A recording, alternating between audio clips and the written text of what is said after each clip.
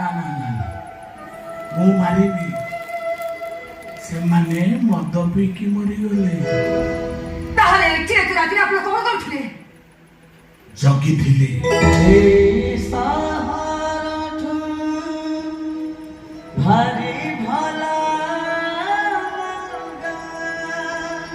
ଏଇମାନଙ୍କୁ ଜଗିଥିଲି। ସେଦିନ 5 ଜଣ ଥିଲେ, ଆଜି 4 ଜଣ ମିଳିଲେ।